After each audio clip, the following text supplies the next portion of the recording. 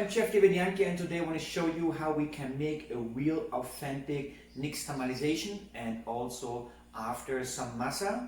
Masa are very popular, of course, in the, let's say, Central American cuisine. We all know it from the Mexican cuisine when we talk about tortillas, tamales, but there are many other things we can do with masa, like for example Tlacoyos, Corundas, Sopes, Gorditas. There's so many different preparation which we use that dough for, even like for drinks, like for example Atole, which is like a corn drink.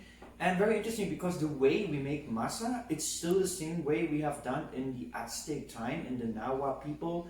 They have used that same culinary technique to cook the corn, and we still do it if we do it authentic. Even like the industry does it when they sell those kind of dehydrated corn flours now to make tortillas with the machine. But if we do it the authentic and traditional way, that's how we do it. It's called Nixtamal, or in English Nixtamalization, and it's a way how we cook the corn. It's about the process with an alkaline water, which we have different ways to make it. First of all, we always make masa, or let's say corn dough, which we use for tortillas, and also we always make it with dry corn.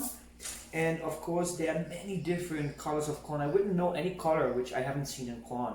I mean, it's just amazing. It's like a whole DNA of them. Like if we just analyze how many we have here, for example, there's pink color, there's black corn, there's corn which has like multi different colors and grains, there's purple corn, there are corns which have like many different blue, red colors, pink colors, there's yellow corn, of course, and there's actually white husk, and we also have here, for example, red husk where the corn can come from. And of course when we take it off, now let's say the point of the corn could be red or could be white. So it's different varieties. There are many more. Sadly, most of them are disappearing. Those is like a very different variety, small variety of blue corn, for example. And it's just very interesting, and I can talk hours about it, but today it's about how do we cook that corn to get it into dough. And here we have to add minerals. That's very important. We have to create an alkaline water, and usually, for example, these days we always use like lime, and we use just like a little bit, and that helps to get the process correct to get it into a dough texture. If you just take like corn and just make it into cornmeal and then try to add water to it, it would not be sticky, it would not stick together, it wouldn't work to make tortillas. We have to apply the cooking process to it, and it's very important, and we've done it since hundreds of years in Mexico here, and we still keep doing it. Like I said, another way would be adding wood ashes, and you add them to water.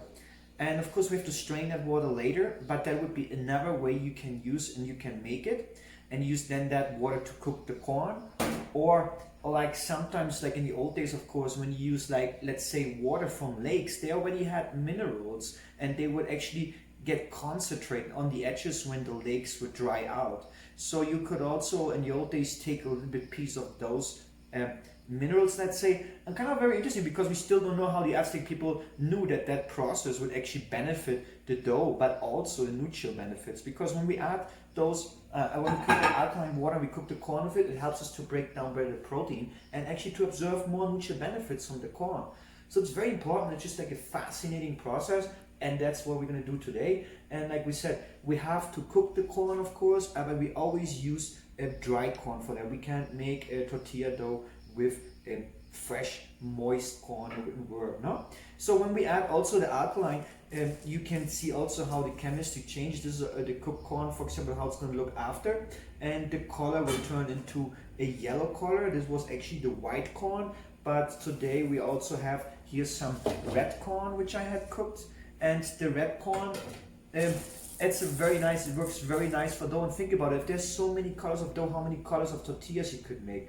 And it's just like amazing, you know, like I said. But like I said, we also can make, of course, tamales and things like that. We kind of work with the starch amount. For example, if I want to make something very sticky, which has to hold together like a nice dough, for example, like making tortillas, we want to have like a corn which has a high amount, let's say, of starch, so we get a better dough together. If we want to make a drink with it, for example, let's say like a Atole corn drink, then we would like more forgo, which have a bit more carbohydrate, more sweetness to it, and we don't need too much starch for the drink.